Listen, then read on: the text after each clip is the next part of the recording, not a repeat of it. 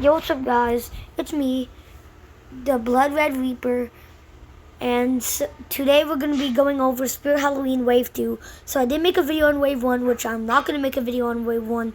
So if you want to know about Wave 1 and you haven't seen it yet, search up Spirit Halloween 2025. Maybe check out other creators that make videos about Spirit Halloween. So yeah, let's get into the first animatronic of 2025 Wave 2.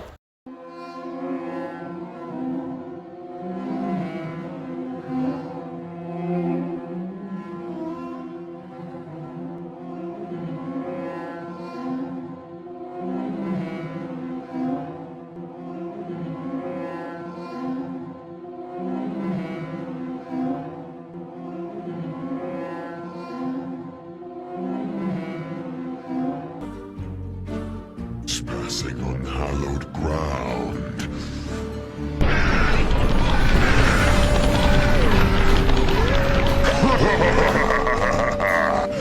Not everyone who does gets to live to tell about it.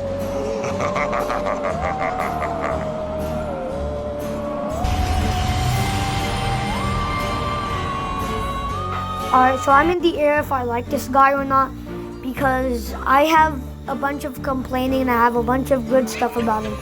So the first good thing is that he actually jumps up very high. So that's one thing I like about him. I also love his design. I love the face design. It might not look good inside the video because of like all the fog and stuff, but if you look at the online photos, he looks very good. And he goes up to he starts at 5 feet tall to 9 feet or 9.5 feet, which that is pretty high up. And now it's time for the downside of him, which is his voice lines. So basically he says not everyone that dies gets to live to tell about it. Yeah, exactly, you're dead. You can't live to tell about it. Like, that makes no sense. And he also talks at the start before he jumps up, and I don't like that. I would like also if when he jumped up he'd let out like a scream, like a very like loud scream, creepy. So overall I like him. I'll give him like a 7.5 out of 10. Also his price is I think $350, which that is a lot. I'm gonna say that. I'm pretty sure Mr. Dark, which of course Sinister Strawman is a Mr. Dark reskin. Mr. Dark I think was like $250 or maybe lower. So I mean I understand, you know, like Spirit Halloween, I'm not saying this in a mean way, but I think they're kind of falling off. You know, they couldn't open up flagship and stuff. So in order to make it happen again, you know, they have to bring up the prices of the animatronics a bit. Do you hear that sound? That's the grinding of my bones coming to tuck you in while you're sleeping. Sweet screams! I'm gonna say one thing. She is peak. Well, no, I'm not gonna really say one thing. I'm gonna say a bunch of things about her. And I'm just gonna say I love her. I really love how she, you know, her head turns around, then her entire body shifts. Like her entire torso, like shifts to the front, which is very cool. I love that. But I have one thing to say about the voice acting. I would like if her voice was like, you know, like more lower, like more creepy. And her laugh at the end, and like the way her voice starts like turning like different, I do not like that. Like personally, I mean I do like it, but I don't like it in a funny way. I legit want to strangle her.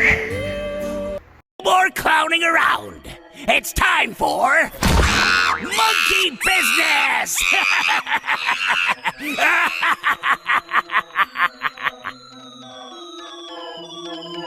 Alright, so right off the bat, I love him. I'm just gonna get one thing out. I love him. I love how I love his voice line that he says. He said no more clowning around, it's time for monkey business. Which I wonder if that's kind of a diss on the clowning around animatronic, which that would be pretty funny. But overall, I love him. His voice sounds like, well, he got a balloon full of helium and then sucked it all up. And his face is also super uncanny and creepy, which I love that. And I overall love the clothes that he's wearing.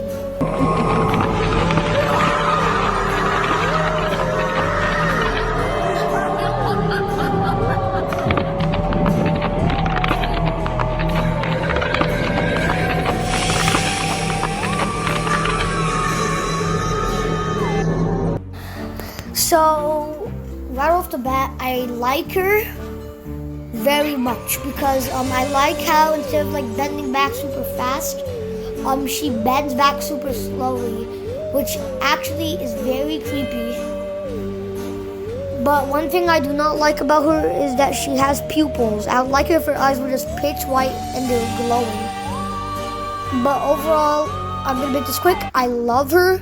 She's a very good animatronic. She's very unique. I think she's a reskin of Broken Spine Girl, or she might be like animatronics that's just like Broken Spine Girl. But overall, she's a good animatronic of 2025. She might be one of the best.